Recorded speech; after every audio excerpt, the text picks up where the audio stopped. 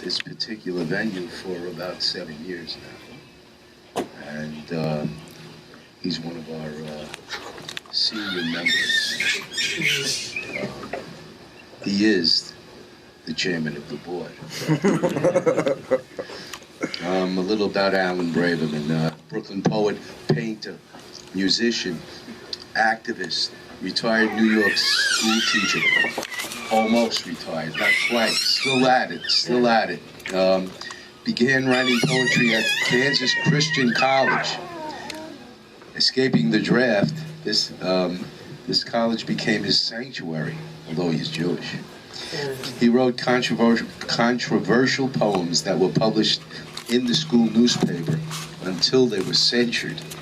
After college, Alan stopped writing altogether. 6 years ago, he attended an open mic, and Ken just encouraged him and supported him, and please start writing again. And he did, and it's been with us ever since. Ken had that ability. He was a teacher as well, and he would embrace us, encourage us, and he really means so much to us till this day. So with no further ado from me, please welcome Alan Braverman.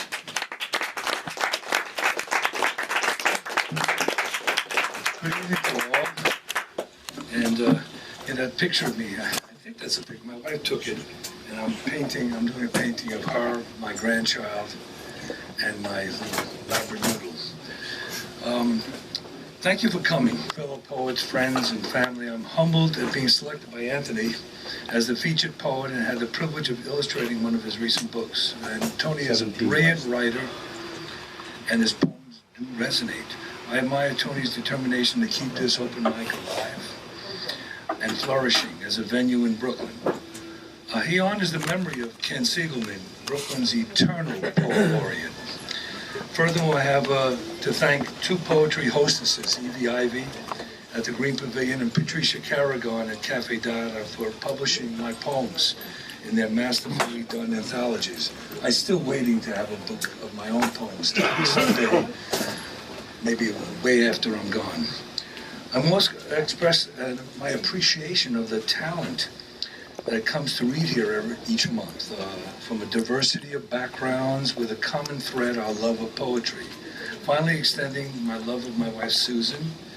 We recently celebrated our 47th anniversary. All right. She has come to open mics almost every month, and she's my muse, and I'm here because of her. I'm also proud of my two sons, Jeremy and Jonah. Who recently returned from Sri Lanka, India, and Nepal doing peace and reconciliation work for his master's program. And Jeremy, his older brother, graduated from, thanks Joe, graduated from Maryland School for Acupuncture in Baltimore. Both are an inspiration to me. Before starting my poems, I would like to state that my writing does not have a single style. It's reflective of who I am when they were created. My work can explore the tangible and sometimes drift into the abstract. And from Simonides, a 6th and 5th century BC poet, Greek poet, the following really encapsulates who I am as a poet. Painting is silent poetry, and poetry is painting that speaks. Okay, my first poem is Open Mic, is where we are to hear today. Poets gather like ancient storytellers, no bonfires, primeval forests, midsummer night dreamers, or fireflies illuminating, just modern interiors, hardwood floors, lights powered from faraway generators, comfortable chairs, nervous posteriors, anxious torsos, eyes scanning lines of poetry, desperate for muses until called to the podium with pages of prose or verse. My next poem is called Deutschland Redux. It is about my father-in-law who escaped Germany in 1939. He was a slave laborer and lost all of his immediate family. My wife accompanied him to his ancestral home in 1974. No diaries, journals, no, just memories of 1974 as we prepare for my father-in-law's return to the land of his birth. Reflections of a place, an abyss, an earthly black hole in the midst of pious civility. Arbeit macht frei echoes across the valleys along the Rhine from Trieste to Munich to Berlin. The irony of a workers' paradise to be enslaved by their Aryan neighbors leading to the apocalypse. Sorry. Straining to comprehend the incomprehensible, with visions of 1933 and the beginning of the end as the world turns a deaf ear. The Jacob family, my father's and my wife's future father, Hans, he is the goose-stepping legions of the SA and SS. In 1935, the Jew's fate is sealed at Nuremberg, stripped of citizenship, dignity, and pride. Kristallnacht and shattered glass and dreams as hope fades, with imprisonment as father and son are modern slaves with no Emancipation Proclamation. Hans is liberated in '39 to America, to a sanctuary, though hostile to these desperate refugees. And on a minor scale like Auschwitz, the U.S. selection process begins weeding out the undesirables. Can any Jew forget the plight of the St. Louis, a ship of the damned turned away from our shores? The Jew as persona non grata, while our armies liberate Europe from oppression. The war is over, and the camps are closed now, and bodies are buried in mass graves, unmarked but not forgotten. The ashes of 6 million or more help fertilize the rich soil of Germany and resurrect the nation to prosperity. A citadel of capitalism, rebuilt on the charred remains of the innocent. Sue and I accompany Hans on his return to a nation scorned, but it's his home, his roots, his kin, his country.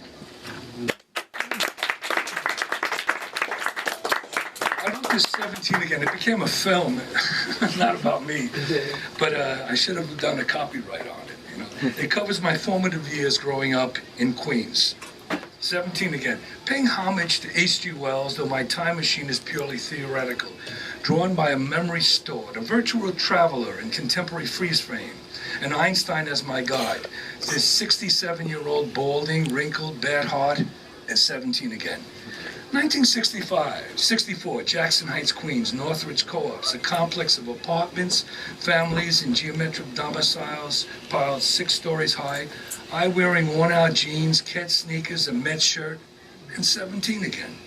Elevated to the 2nd floor, approaching apartment 209, rang the bell and Mom answers. She's 50, unnaturally blonde, 5 feet tall, stocky built, white hands of a boxer. It's 3:30 and home from Newtown High School, a senior, and 17 again. I go to the toilet and look in the mirror, seeing a clean-shaven teenager, short, brown hair, thin as a rail, and no plans for the future, and 17 again. Entering the living room, I turn my RCA TV on, 20-inch black and white, no remote, no high definition, but a clear picture of the Marlboro Man. News about the conflict in Vietnam, a pending Civil Rights Act, a military draft, and 17 again.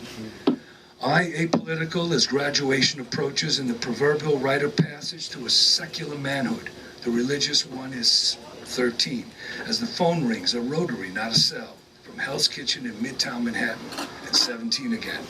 My dad is calling from his Gulf gas station, telling Mom he won't be home for dinner, nor will my older brother who's living in the East Village, and 17 again.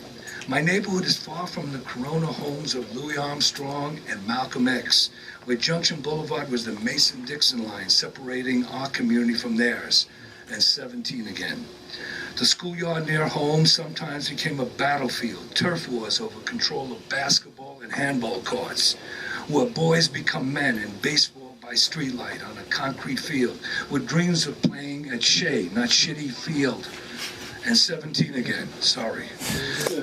I'm not in my comfort zone, with mother in perpetual angst and father away from family as cars are repaired and the marriage is broken, while brothers pose as Cain and Abel and the school is a dead-end street, and 17 again.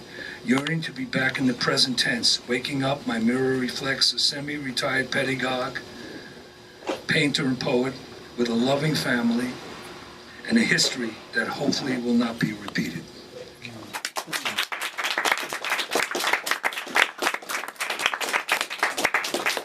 This is a 1967 premarital love poem. It's one of my earliest. And it's written in the faraway land of Dorothy and Toto, Kansas, not Oz. And when my wife and I attended a small Christian college. Okay, and here it is. Susan.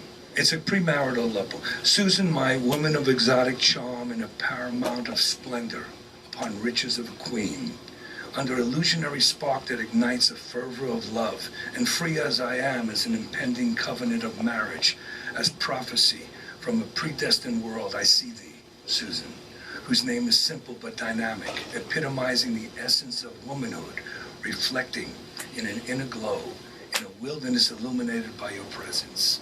And I find thee alone, strong as a mighty elm, comforted by your outstretched limbs. I hear your voice in modulated tones that perpetuate a thriving interest in love on a carousel of rapture.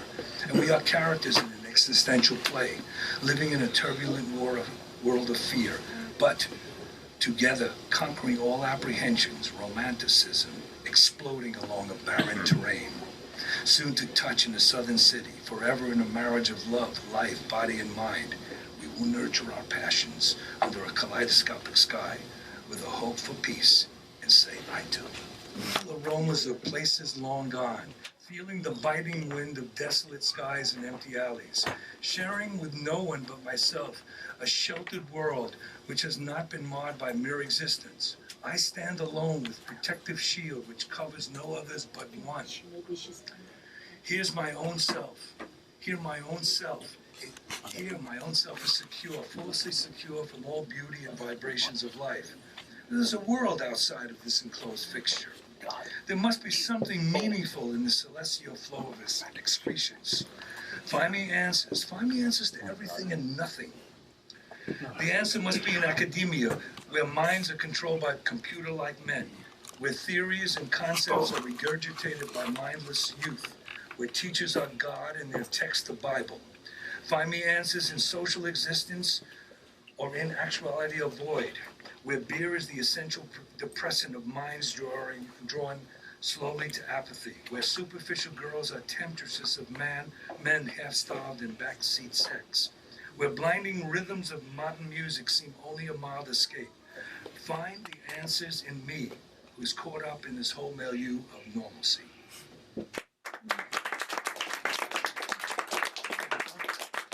This poem I recently wrote, and I reflected on both occupiers. And this goes back to 1969, and guess where we occupied? Fort Dix. Military people here. My wife and I and several hundred strong entered the base to liberate anti-war soldiers held in solitary. With banners waving in the wind, we march. Suddenly the troops arrive in mass to save the day. The enemy, American protesters, old and young, confronted by a line of infantry in gas masks, holding M16s with bayonets mounted. Then sighting an ominous black cloud approaching under a cloudless azure sky. It's CN gas, we heard, that chokes the mortal target and burns the flesh. We try to leave, my wife fell. A soldier comes near, holding a rifle with sword an inch from my beloved's neck. I push the weapon up, pleading with him. We run while grabbing her aunt's hand. Two activists, democracy gone, for now I reflect.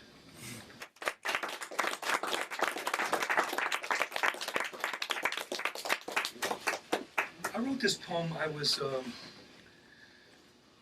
teaching in junior high school, in the Bronx in 1969. And she was one of my students. I was teaching in another class and could not reach her in time. It's called Karen. Her name was Karen Williams, far from my voice, on the ledge of junior high school 117. She suddenly cries out in silence and lands 2 stories below, clutching her math book. The next poem, also recently written, explores what I experienced as a teacher and currently as an early resolution counselor. It's regarding bullying. It was written before the recent stabbing at Wade Junior High School, where I taught way back when, in the Bronx, of a 14-year-old student who was bullied. The victim here becomes the perpetrator. but this is written prior. Bullying, the raging bull, not De Niro in the boxing ring, nor the large animal hunted by the toreador, but humans within our species, from kindergartens through college students, targeting with words and deeds ones who are most vulnerable. And what's missing is the red cape and sword, as males and females track down those who are shy, others appearing solitary, awkward, or weak, being defined as nerds, and no Big Bang Theory show during prime time can seriously address the issue of being stalked by youthful predators who build their reputation on who they mock, ridicule, harass, and even assault. And the bullied walk the halls of our school, frightened, debased, and denigrated. And like the proverbial bull in the ring, as the crowd cheers, the picador repeatedly pricks with lance in the back of this noble beast, and the matador with sword slays the animal, parading across the arena like a hero. So the bullied are debased and even beaten, and sometimes threatened with weapons, and a few take the final exit, a premature ending, another statistic in our so-called age of tolerance. A lighter poem. I like to balance it out. It was written in '78. It's called Blue Collar America. I think Tony could dig that. It was written back when, a different Brooklyn. Church Avenue and East 2nd Street, Brooklyn, USA. A corner of intrigue and boredom. A lifestyle of OTB, Carvel, egg creams, and grade B movies. A crowded enclave of baby carriages, would-be car repairmen whose legs jut out as if extensions of their vehicles. Tattooed macho men dreaming of being John Travolta. Forced laughter while whistling at mini-skirted teenagers, all staring glossy-eyed at blinking streetlights and the odor of stale cigars, dog shit, and discarded beer cans. A ghetto of blue-collar America with stunted fig trees wrapped in old mattresses prepared for winter, symbolizing the insulation of our block, while other arboreal species are cleared for driveways, concrete lawns, and few stars are seen as night envelops our neighborhood in Windsor Terrace and no British castle in sight.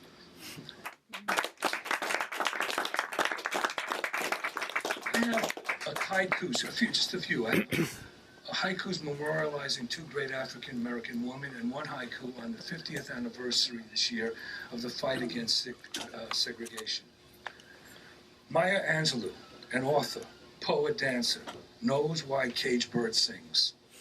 Ruby Dee, actress, civil rights on screen and off, to rise in the sun. Apartheid U.S., Freedom Summer '64, South, Eye of the Storm.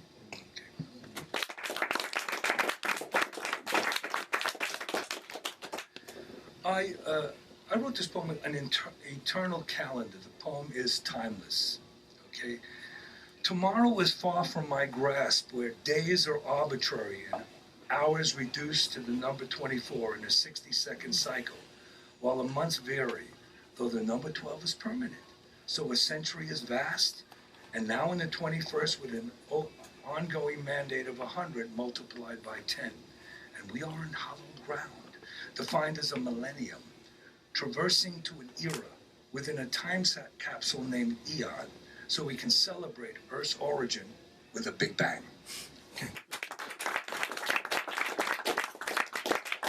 The poem Untitled covers my inclination to place, and my wife knows well enough, that proverbial foot in my mouth. Like a condom trapping sperm, in a moment of passion, my lips can imprison odious, obscene, and pernicious words before they penetrate the air. The next poem is my ever-increasing medical Rolodex. And I see some older guys, and it's just a little, it's each of my doctors. The urologist, the hand of God reaching into the rectal chasm in search of the enlarged prostate. Okay. The cardiologist in his test for stress. A machine-generated journey treading lightly on the mill. A thallium drip coursing through my bloodstream. This rare, soft, white, metallic element racing towards the heart of the matter as a computer monitors my fate.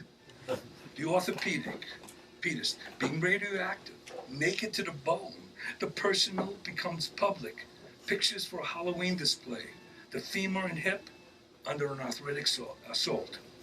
The eye, ear, and nose doctor focusing on the ear. Placed in isolation. No waterboarding, just earphones. And a button to check when the sounds of silence are interrupted by monotonous beeps as you wait in solitary to see if you're deaf to the world.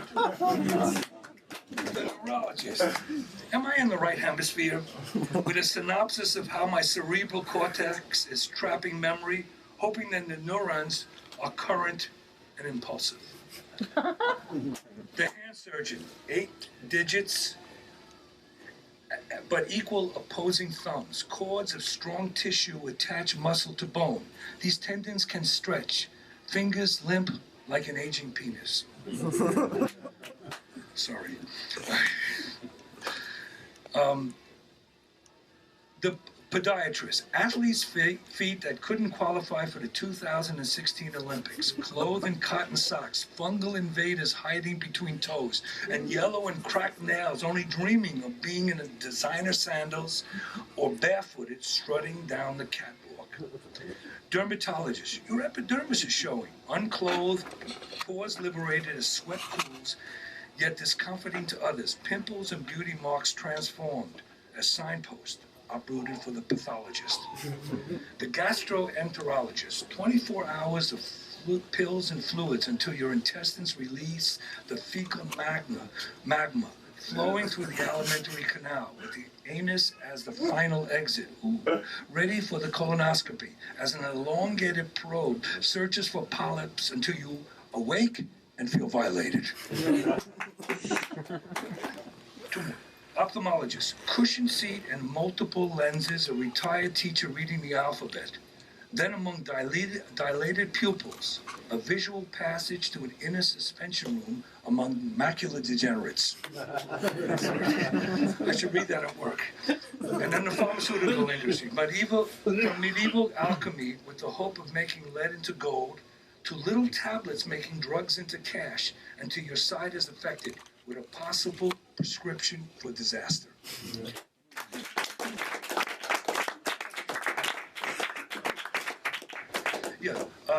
This is a journey to the center of my soul.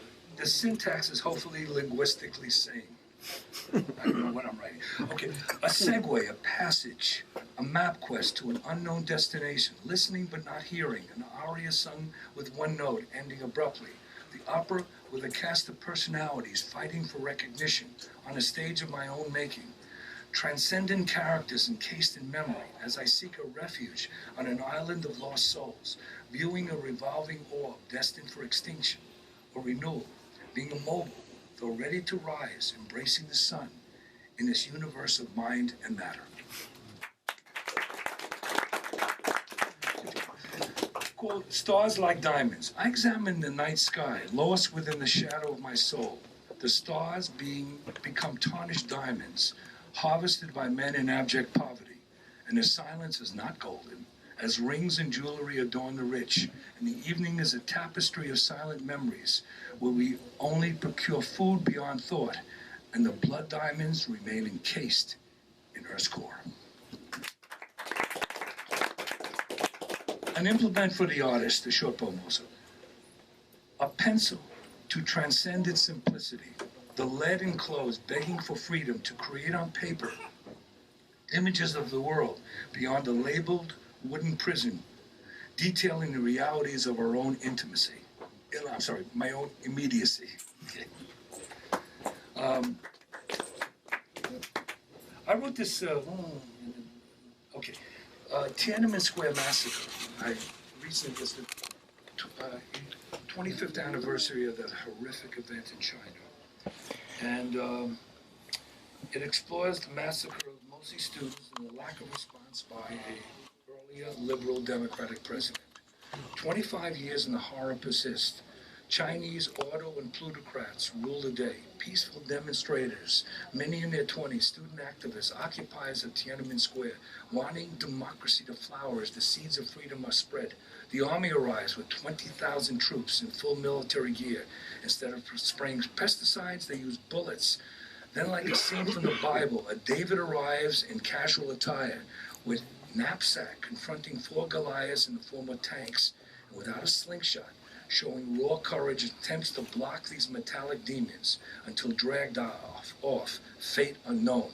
Hundreds to thousands of others are missing or dead as the world watches, then suddenly transported to 1993 when President Clinton provides most favored trade nation status to China, becoming our economic partner in crime. All is forgiven, and outsourcing is our new creed. The U.S. chief executive and China's premier Deng Xiaoping, like two emperors of old, their fortune rises as we are haunted by the missing. Bill Clinton is reelected, and in his office there are no pictures of the massacre, where bodies of students are piled up like slaughtered cattle. And one can't miss Monica Lewinsky's dress, not stained with the blood of the innocent, but with the sperm of the guilty.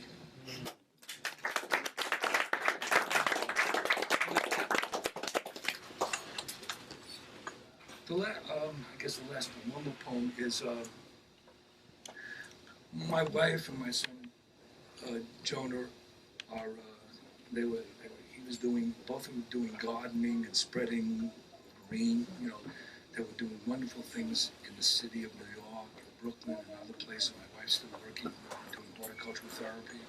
My son in East New York and other places, Red Hook. And I wrote this last poem called Community Gardens, and it's in reference to what they accomplish as gardeners. Driven by the quest of Eden, among angry streets and boulevards, where many foreign and few American vehicles jockey for position, a race for the green or yellow, and frustrated by the red, oblivious to the half-acre surrounded by six-story mausoleums for the living, a few trees as decorations, a minimalist standard for photosynthesis, or a repository for dog feces, while carbon footprinters walk the neighborhoods, texting and cellular communicating. Art becomes life, and not see the garden ready for spring. This once ice and snow terrain is disappearing, and the rich brown soil is slowly emerging as if beckoning to be tilled. A miniature landscape awakening from hibernation, so that gardeners can plant flowers among organic vegetables, color and sustenance for the community in the shadow of the high-rises, and enough sunlight and water to nourish these unlabeled delicacies for future harvesting. Peppers, onions, lettuce, kale, and collard greens, unpackaged, free of styrofoam and plastic, with an invitation for the electronically connected to sample the cornucopia of local grown produce from this urban oasis. I'm Braverman, ladies and gentlemen.